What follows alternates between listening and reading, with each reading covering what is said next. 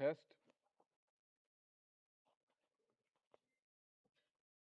Is that better? Same?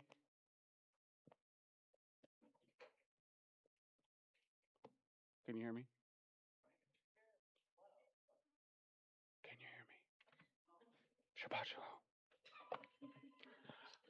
We're going to pray. Okay, let's open up in prayer. Let's get serious here. Yahweh, thank you for this day. Thank you for the blessing of opening my eyes this morning, and thank you for your word. May we just keep our hearts and our eyes and our minds on you, and may we just look for someone or something to pray about today and bring a blessing to someone. In Yeshua's name we pray. Amen. So Dean is going to read the first section for us. We're going to start in Numbers 30. It's a double portion today. I feel like every time I get up here, it's a double portion. I feel like Aaron and I do all the double portions. It's Numbers 30 to Numbers 36:13. So we'll try to get through what we can get through, but we'll see. All right, Dean, take it away. How long? When do you want me to stop? Just the whole chapter. Okay. Yeah. Then Moses spoke to the heads of the tribes concerning the children of Israel, saying, This is the thing which the Lord has commanded. If a man makes a vow to the Lord, or swears an oath to bind himself by some agreement, he shall not break his word. He shall do according to all that proceeds out of his mouth. Or if a woman makes a vow to the Lord, and binds herself by some agreement, while in her father's house, in her youth, and her father hears her vow and the agreement by which she has bound herself, and her father holds his peace, then all her vows shall stand, and every agreement with which she has bound herself shall stand. But if her father overrules her on the day that he hears, then none of her vows nor her agreements by which she has bound herself shall stand, and the Lord will release her because her father overruled her. If indeed she takes a husband, while bound by her vows or by a rash utterance from her lips by which she bound herself, and her husband hears it and makes no response to her on the day that he hears, then her vows shall stand, and her agreements by which she bound herself shall stand. But if her husband overrules her on the day that he hears it, he shall make void her vow, which she took, and what she uttered with her lips, by which she bound herself, and the Lord will release her. Also any vow of a widow or a divorced woman, by which she has bound herself, shall stand against her. If she vowed in her husband's house or bound herself by an agreement with an oath, and her husband heard it and made no response to her, and did not overrule her, then all her vows shall stand, and every agreement by which she bound herself shall stand. But if her husband truly made them void on the day he heard them, then whatever proceeded from her lips concerning her vows, or concerning the agreement binding her, it shall not stand. Her husband has made them void, and the Lord will release her. Every vow and every binding oath to inflict her soul, her husband may confirm it, or her husband may make it void. Now if her husband makes no response whatever to her from day to day, then he confirms all her vows or all the agreements that bind her. He confirms them, because he made no response to her on the day that he heard them. But if he does make them void after he has heard them, then he shall bear her guilt. These are the statutes which the Lord commanded Moses between a man and his wife, and between a father and his daughter, in her youth, in her father's house. Thank you. Any comments on that section? John?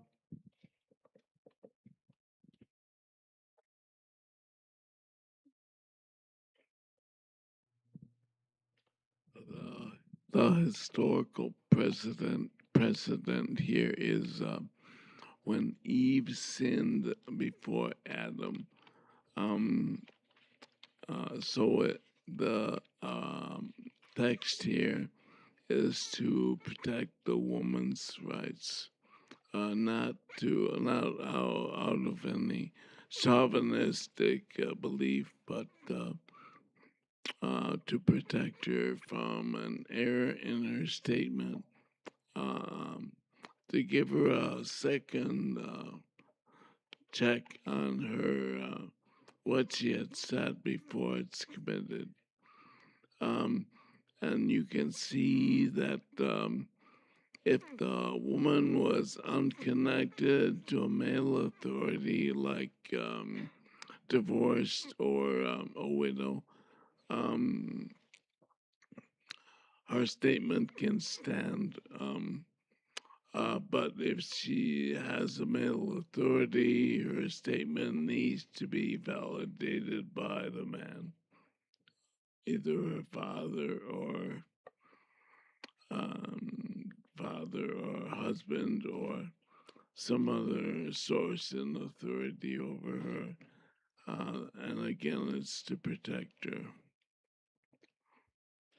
Yeah, this chapter is all about vows, and I'll say to Nikki, my wife, quite often, there's times where we'll say yes to something like, man, I really don't want to go to that, or I shouldn't have said yes, but we try to stick to. And Yeshua talks about that in Matthew. Let your yes be yes, let your no be no. And then I think of how much Yahweh commands integrity and values it through the covenantal faithfulness that we have with the Torah, but also through your actions with love. Those things have to go together. So my words and my actions, I always try to honor Yahweh with, if you're going to make an agreement, whatever it is, business, personal, whatever, stick to what you say. Let your words and your actions match up through love and having that love of Yeshua. And I think that's what I hear the most when we read through these concerning the vows. Any other comments on that? Kevin?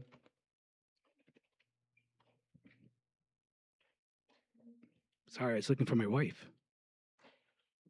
Oh, anyway, one of the things I was going to say is I ran across this and I thought it was interesting. I always thought vows was like between me and Yah, and I failed to realize it talks about household, and one of the things I understood just through this week's Torah portion was a household is not necessarily family.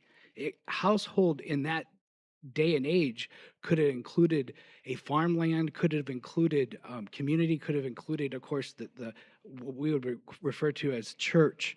And anyway, I ran across and I thought this was quite interesting.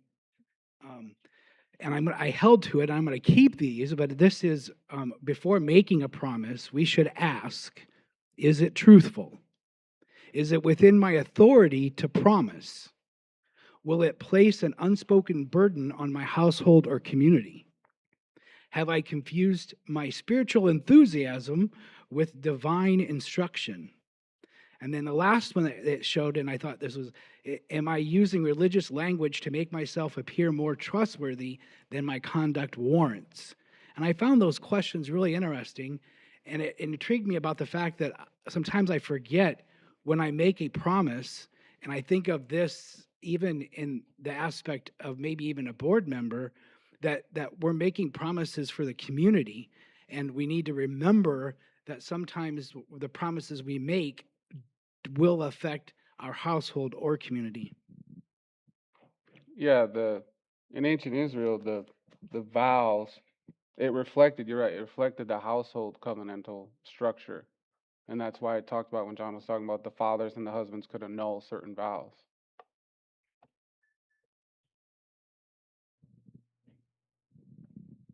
And I think spiritually it's a really amazing reminder just about grace and mercy here, because if we're the bride and we do have a husband, Yeshua, and like God the Father is our father, I think oftentimes in this earth we say and make promises that are not for our good. And so here I think it's amazing that Yeshua can cover us if we make some kind of silly, you know, commitment or vow to something that isn't really for our good, that doesn't have to be bound to, Yah. So I love that aspect of it too, just the spiritual grace and mercy, that picture here. Mm-hmm.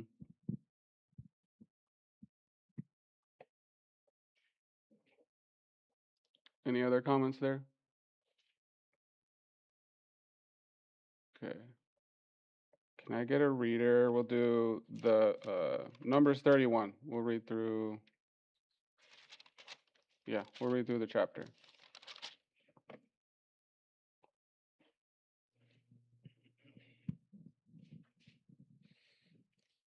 Yehovah said to Moshe on behalf of the people of Israel, "Take vengeance on Midianim. After that you will be gathered to your people." Moshe said to the people, "Equip men from among yourselves for war. They are to go and fight Midian, in order to carry out Yehovah's vengeance on Midian. You are to send to the war 1,000 men from every one of Israel's tribes. So out of the thousands of people in Israel, 1,000 armed men from each tribe, 12,000 altogether, were mustered for war. Moshe sent them 1,000 from each tribe to the war. He sent them and Pinchas the son of Eleazar the Cohen to the war, with the holy utensils and the trumpets for sounding the alarm in his care. They fought against Midian, as Yehovah had ordered Moshe, and killed every male. They killed the kings of Midian along with the others who were slain: Evi, Rechem, Tsur, Hur, and Reva, the 5 kings of Midian. They also killed Bilam, the son of Beor, with the sword. The people of Israel took captive the women of Midian and their little ones, and they took as booty all the cattle, flocks, and other goods. They set fire to all their cities and the areas where they lived and all their camps. They took all the booty, all the people and animals they had captured, and brought the captives' booty and spoil to Moshe, Eleazar, the Kohen, and the community of Israel in the camp of the plains of Moab by the Yarden across from Jericho. Moshe, Eleazar the Kohen, and all the community leaders went to meet them outside the camp. But Moshe was angry with the army officers, the commanders of thousands and the commanders of hundreds, coming in from the battlefield. Moshe asked them, "You let the women live? Why, these are the ones who, because of Bilam's advice, caused the people of Israel to rebel, breaking faith with Yehovah in the Peor incident, so that the plague broke out among Yehovah's community. Now kill every male among the little ones, and kill every woman who has ever slept with a man. But the young girls who have never slept with a man, keep alive for yourselves. Pitch your tents outside the camp for 7 days. Whoever has killed a person or touched the corpse of someone slain, purify yourselves on the 3rd and 7th days, you and your captives. Also purify every garment, whether of skin or goat's hair, and everything made of wood." Eleazar the Cohen said to the soldiers who had gone to the front, "This is the regulation from the Torah, which Yehovah had ordered Moshe. Even though gold, silver, brass, iron, tin, and lead can all withstand fire, so that you are indeed to purify everything made of these materials by having them pass through fire. Nevertheless, they must also be purified with the water for purification. Everything that can't withstand fire, you are to have go through the water. On the 7th day you are to wash your clothes, and you will be clean. After that you may enter the camp." Yehovah said to Moshe, "Take all the booty, both people and animals, you, Eleazar the Kohen, and the leaders of clans in the community, and divide the booty into 2 parts, half for the experienced soldiers who went out to battle, and half for the rest of the community. From the portion of the soldiers who went out to battle, levy a tax for Yehovah consisting of 1/500th of the persons, cattle, donkeys, and sheep. Take it from their half and give it to Eleazar the Kohen as a portion set apart for Yehovah. From the half that goes to the people of Israel, you are to take 1/50th of the persons and of the cattle, donkeys, and sheep, that is, of all the livestock, and give it to the Leviim, taking care of the tabernacle of Yehovah." Moshe and Eleazar the Kohen did as Yehovah had ordered Moshe. The booty over and above the portion which the soldiers took came to 675,000 sheep, 72,000 cattle, 61,000 donkeys, and 32,000 persons in all, consisting of the women who had never slept with a man. The half of which was the portion of the soldiers who went out to fight, numbered 337,500 sheep, of which Yehovah's tribute was 675. 36,000 cattle, of which Yehovah's tribute was 72. 30,500 donkeys, of which Yehovah's tribute was 61, and 16,000 persons, of whom Yehovah's tribute was 32 persons. Moshe gave the tribute set apart for Yehovah to Eleazar the Kohen, as Yehovah had ordered Moshe. From the half that went to the people of Israel, which Moshe separated from that of the men who had gone to fight, now the community's half consisted of 337,500 sheep, 36,000 cattle, 30,500 donkeys, and 16,000 persons. From the people of Israel's half, Moshe took 1/50 of the persons and animals, and gave them to the Levi'im, taking care of the tabernacle of Jehovah, as Jehovah had ordered Moshe. The officers in charge of the thousands who fought, the commanders of thousands, and the commanders of hundreds, approached Moshe and said to him, Your servants have counted all the soldiers under our command, and not one of us is missing. We have brought an offering for Jehovah, what every man has obtained in the way of gold jewelry, armlets, bracelets, signet rings, earrings, and belts, to make atonement for ourselves before Jehovah. Moshe and Eleazar the Cohen accepted their gold, all the jewelry. All the gold in this gift which the commanders of thousands and the commanders of hundreds set apart for Jehovah weighed 420 pounds. For the soldiers had taken booty, every man for himself. Moshe and Eleazar the Cohen took the gold from the commanders of thousands and of hundreds and brought it into the tent of meeting as a reminder for the people of Israel before Jehovah. Thank you. Any comments on that? I know there's a lot there, but so yeah, the Midianites in Numbers 25, they enticed Israel to sexual immorality, idolatry. So it's a great example of, it's not really a war of conquest here. This is just judgment. So we know that sin has consequences. Idolatry, mixture, that will destroy communities. It destroys families, houses, churches. So for me, I try to look at my own life and see what in my life is an idol, or what is maybe not of Yahweh, or what do I put up in front of Yahweh over His ways or His words, or am I reading enough? Am I in the Word? We were just talking this on the way here. I love TV. I love it. In the evenings, just sitting down and watching the show, and I was like, who reads for 4 hours? I mean, so little things like that in my life. I know I can replace that with something edifying and praying more, reading more, doing things like that. And for me, when I read this section, I'm not saying, you're going to die if you watch TV. That's not what I'm saying, but John. Starting around verse 20. What was it? Verse 20. The water of purification of the red heifer was being used to purify all these items.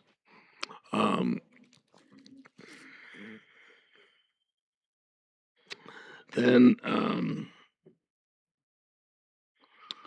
when the animals and humans have been numbered in verse 32 and 33, 34 and 35, half comes from the congregation, or rather the men who went to war, in verse 36, and then in verse 42, the other half comes from those who in the congregation.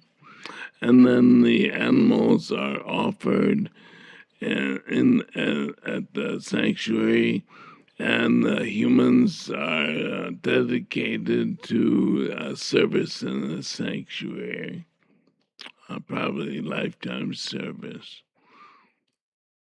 And there would be many things they could do.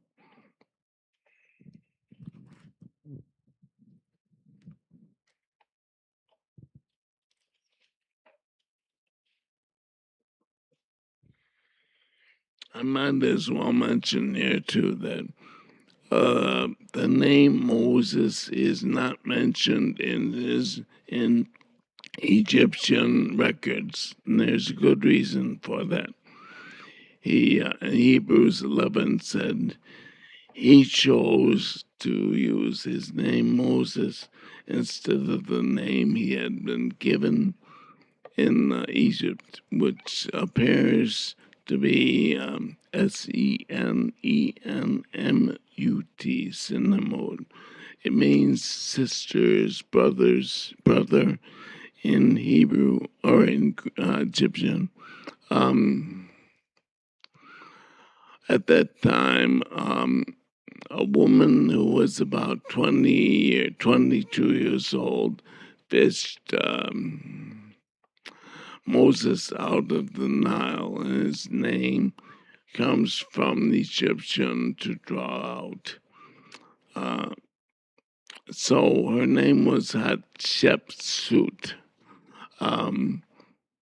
She was obviously 22 years older than Moses, and she died after Moses had killed the Egyptian who was beating the Hebrews. So in Egyptian records, it shows that Senenmut was an architect in the building of Hatshepsut's mortuary at Luxor. And apparently after Moses fled for his life to Midian, his half-built mortuary was desecrated, and his sarcophagus that his body his embalmed body would have been kept in was smashed to bits. Obviously, they viewed him as an enemy then.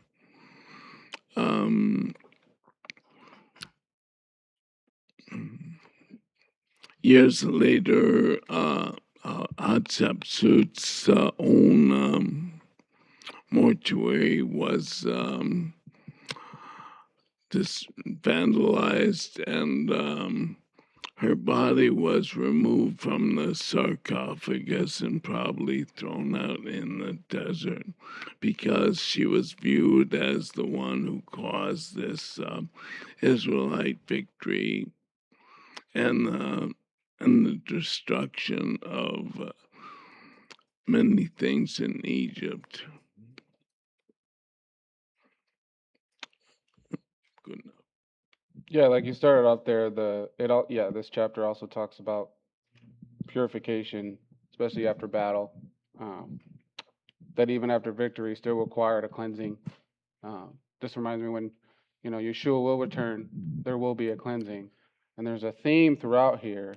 Like we already talked about the value of how much he values integrity. Here's like purifying from sin, living a sinless life, don't have mixture, no idols. And then in the next chapter, we'll see is going to talk about unity when the tribe, forgoes their own personal ambitions to help Israel continue to go into the land. So, yeah. Well, and that was the point I was going to make, and spot on. Throughout this chapter, like you said earlier, Chad, it was about judgment. Sometimes we struggle with some of the, hey, kill all of these people, but they're and it specifically says there in verse 6, Moses sent them 1,000 of every tribe to the war with Phinehas, the son of Eleazar. And remember, Phinehas is the one who drove the stake through to stop the plague as those women were seducing the men. And taking them away from the things of Yah. So there is a judgment here. There is a cleansing, a purification back to Yah's way.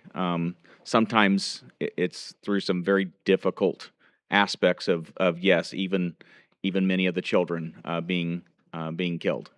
Yeah.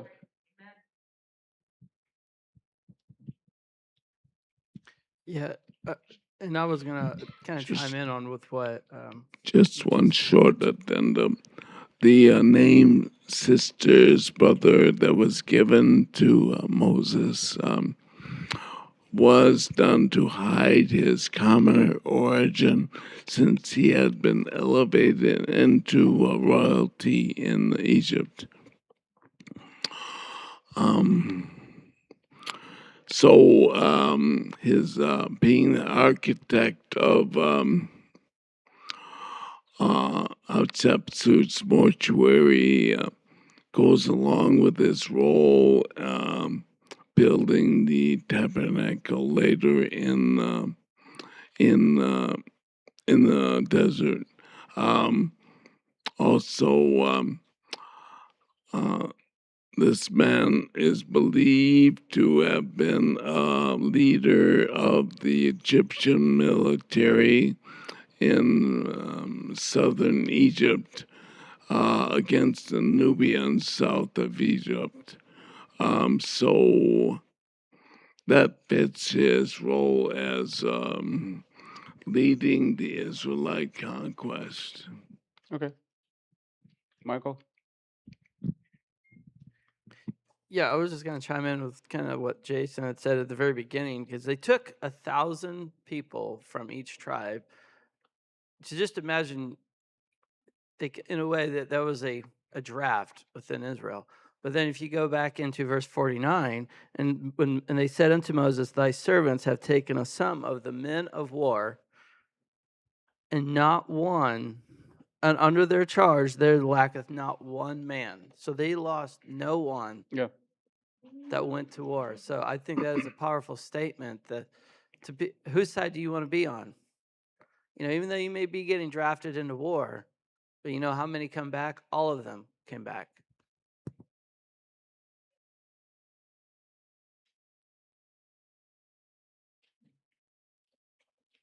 Dean?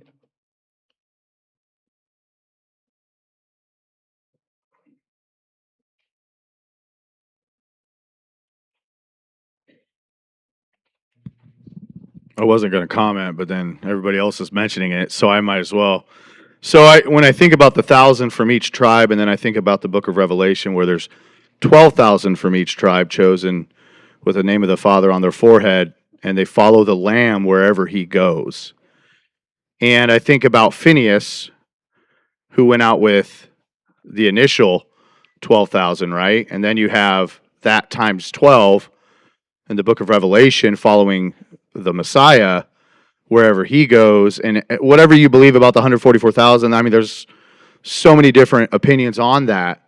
But is this a picture, what we're reading today, of the end time victory where this 144,000, however that plays out, they will not lose a man? I firmly believe that. They are pure before the Father. They were redeemed from the earth, whatever that means. And also, they have his seal on their forehead.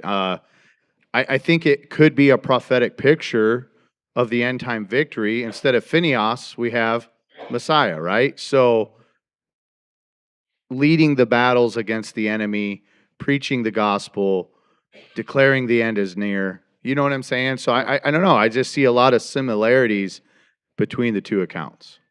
Yeah, and it's definitely prophetic for sure. And even the like when Moses was angry that they didn't kill all the women, it still says kill every male among the little ones, kill every woman who's known a man, but keep alive the young women. So that's also, you can definitely look a prophetic. That's a picture of what you were just talking about as well. Nick. So Dean just stole part of my comment, but that's fine. So in verse 4, it says, 1,000 from each tribe of all the tribes of Israel you shall send to war. That sentence begins and ends with an aleph, which some of the sages say means to be one with the Father.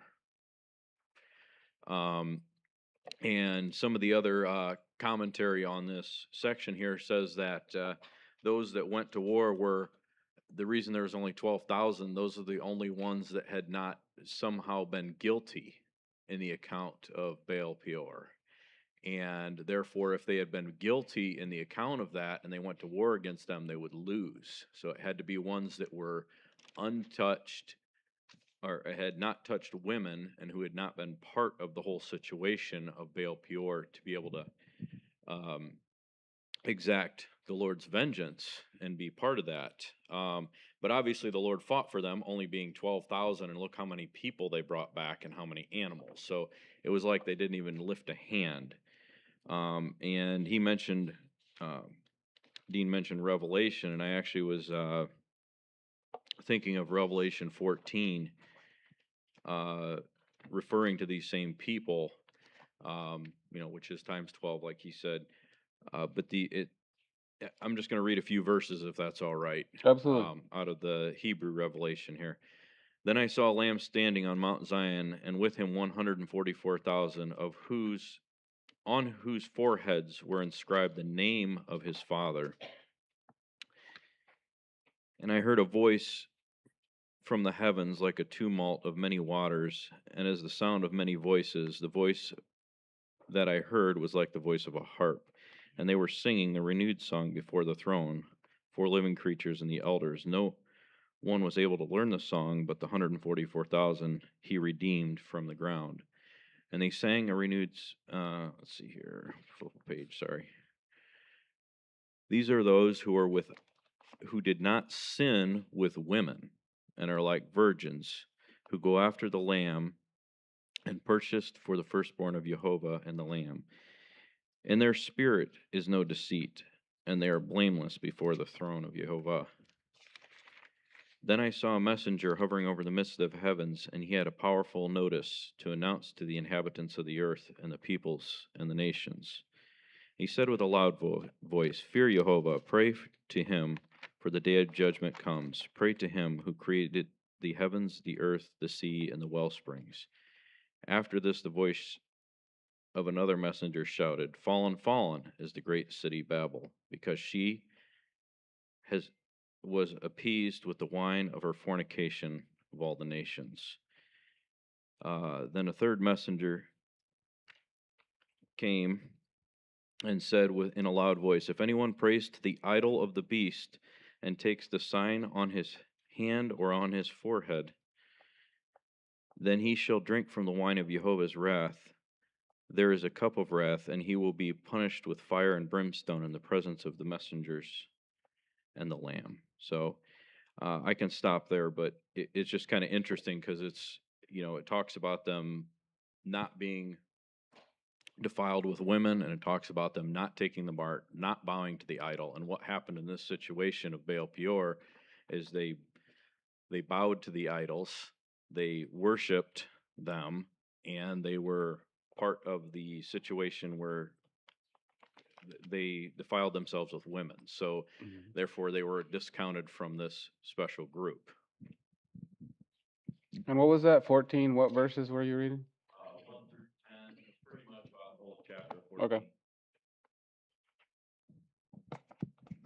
Real fast in verse 15, if you're wondering what a signet ring was used for, ordinarily correspondence that was sealed with a hot wax, and a signet ring had the name of the person who was either writing it or was sending it, and that signet ring was then pressed into the hot wax and left a permanent signature of the person who was sending it, to prevent it from being tampered with.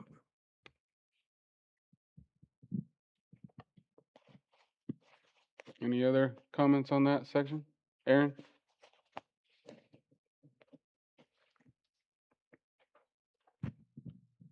I think we can also see shades of Sukkot with the 7 days of purification after the battle, and on the 8th day being able to enter the camp. Yeah, that's good. Yeah, there's a lot, like I said before. It's definitely prophetic, this chapter. Okay, if there's no other comments, can I get a reader for chapter 32? Thank you.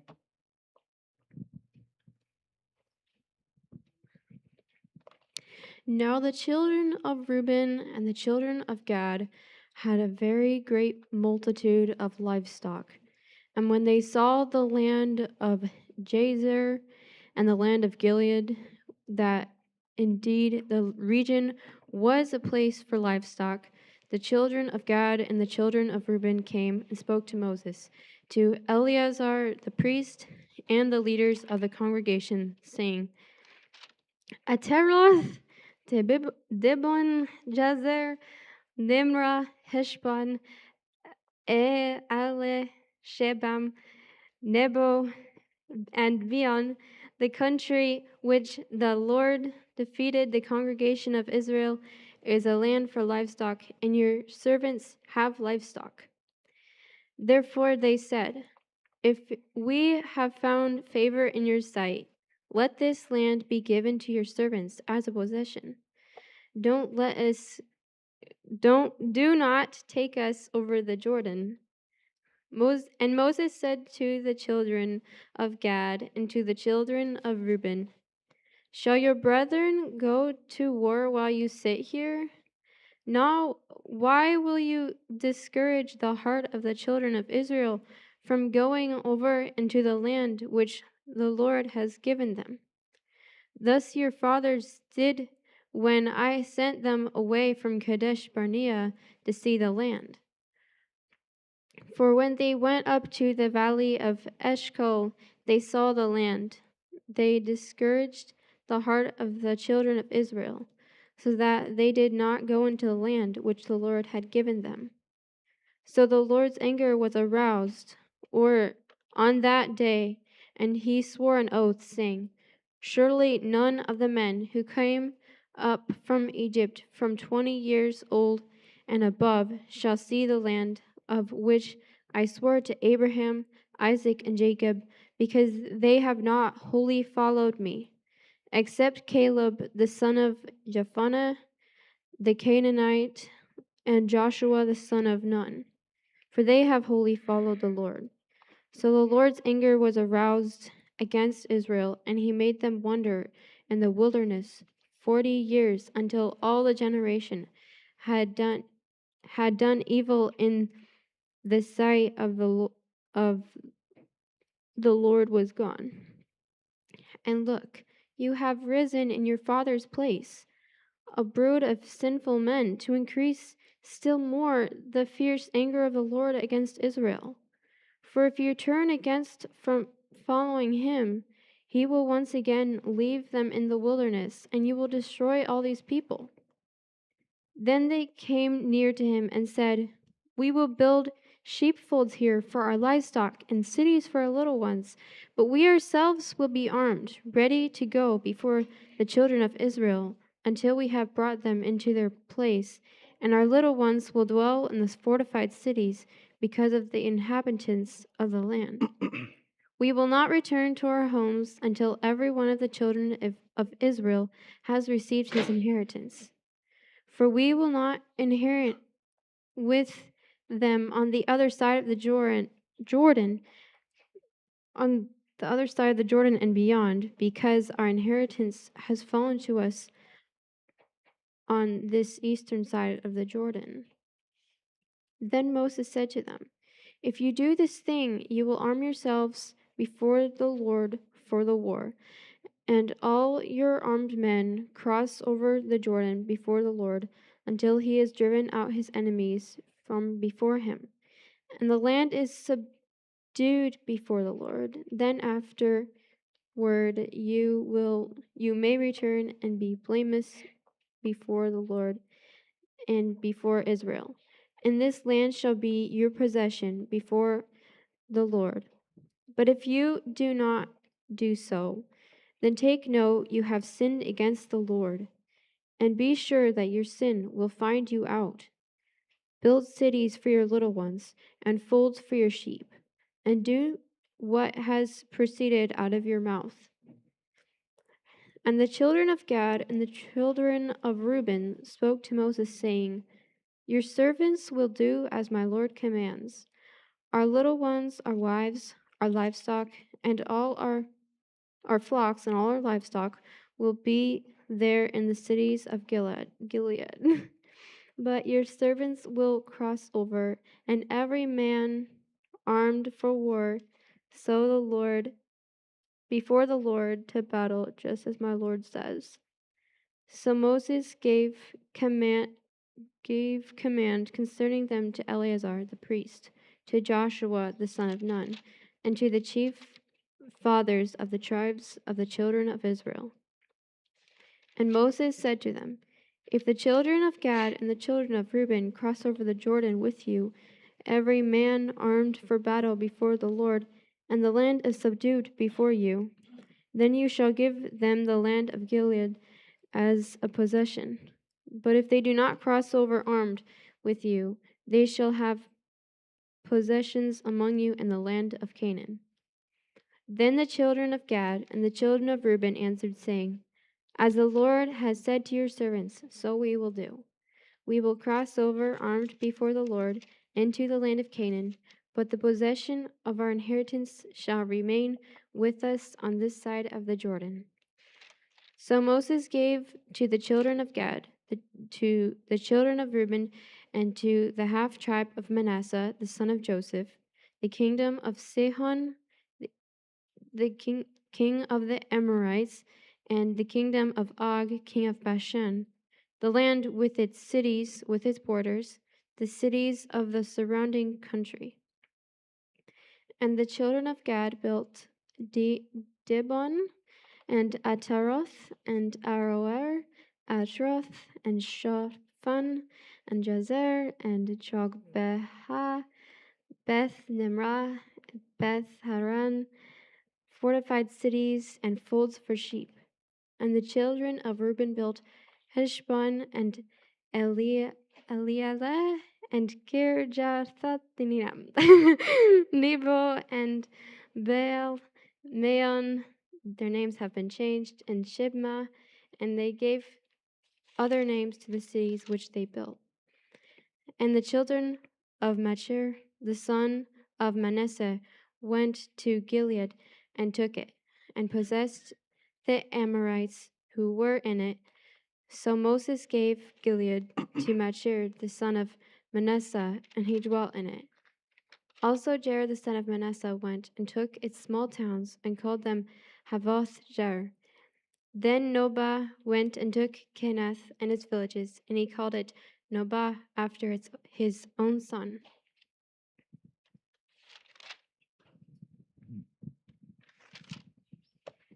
So yeah, like I was talking before, the first chapter was talking about integrity. Then you had the cleansing, purification. Now you have how much he values unity. I think Moses obviously feared that they were going to do what the previous generations did and just abandon everything. But I love that they had a servant's heart. You know, they laid down their own settling ambitions to further the kingdom and help them get into the land before then they were blessed with what they wanted east of the Jordan. So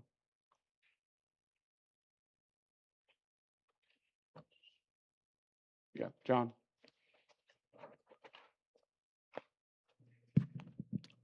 As you read verse 51, it mentions Habat Jair.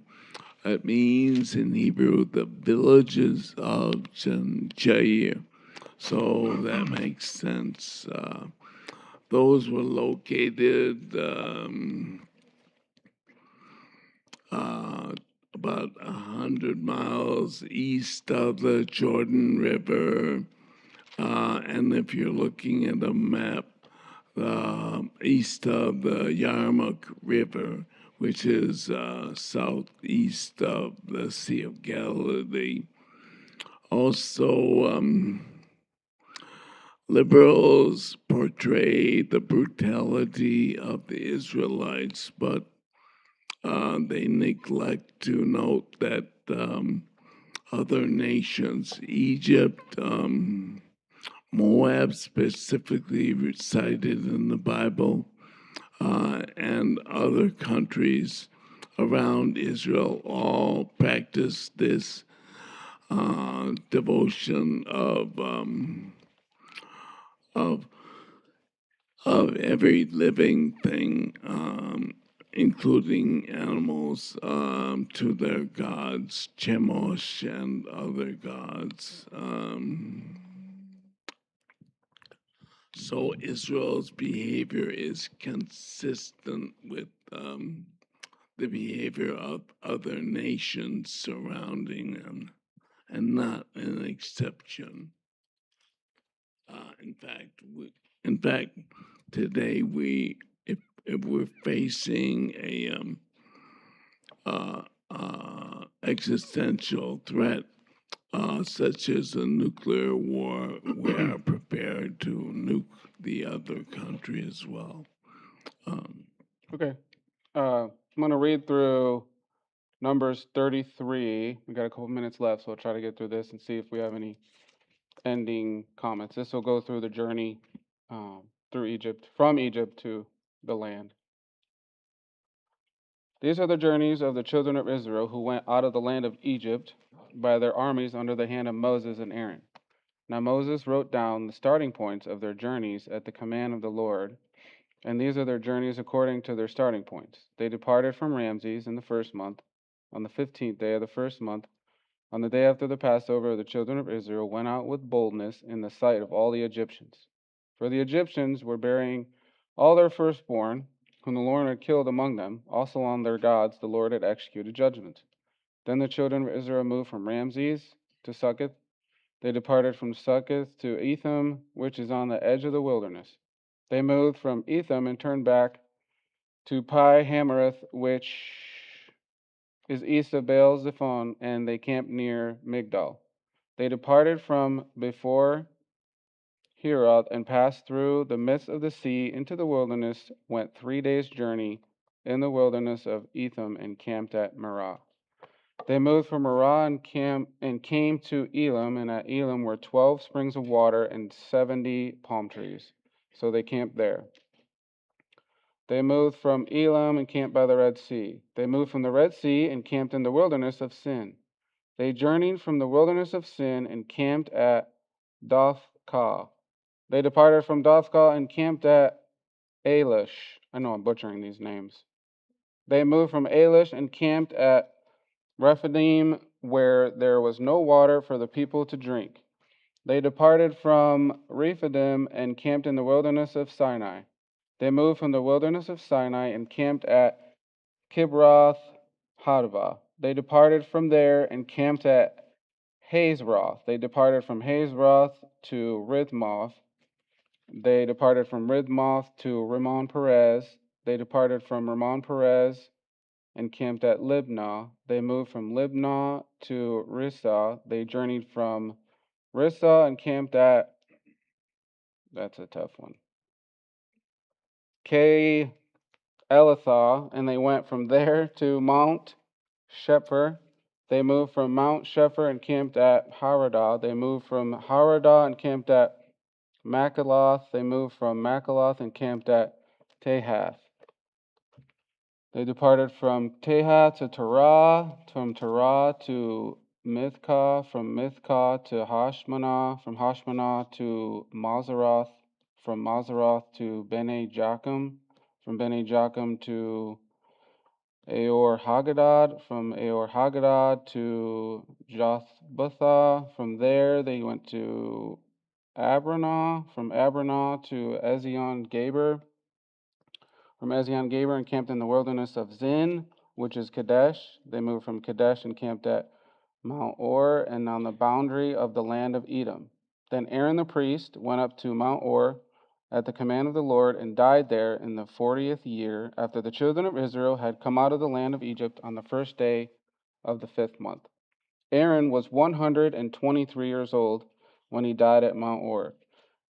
Now the king of Arad, the Canaanite, who dwelt in the south in the land of Canaan, heard of the coming of the children of Israel. So they departed from Mount Or and camped at Zalmanah. They departed from Zalmanah and camped at Punon.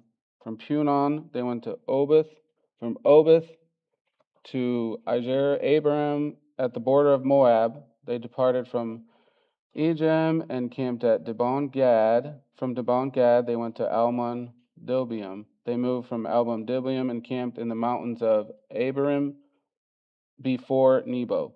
They departed from the mountains of Abiram and camped in the plains of Moab by the Jordan, across from Jericho. They camped by the Jordan from Beth Jesimoth as far as the Abel Asha Grove in the plains of Moab. Now the Lord spoke to Moses in the plains of Moab by the Jordan, across from Jericho, saying, Speak to the children of Israel and say to them, When you have crossed the Jordan into the land of Canaan, then you shall drive out all the inhabitants of the land from before you. Destroy all their engraved stones, destroy all their molded images, and demolish all their high places. You shall dispossess the inhabitants of the land and dwell in it. For I have given you the land to possess, and you shall divide the land by lot as an inheritance among your families. To the larger you shall give a larger inheritance, and to the smaller you shall give a smaller inheritance. There everyone's inheritance shall be whatever falls to him by lot. You shall inherit according to the tribes of your fathers. But if you do not drive out the inhabitants of the land from before you, then it shall be that those whom you let remain shall be irritants in your eyes and thorns in your side, and they shall harass you in the land where you dwell. Moreover, it shall be that I will do to you as I thought to do to them. Okay, so with that, I'll just close us in prayer, and then we will welcome in the worship. Yahweh, thank you for these words. Thank you for the reminder of integrity, unity, being one in Yeshua, and always having a servant's heart. And with this, I just thank you for this day, and I thank you for all the blessings we have here.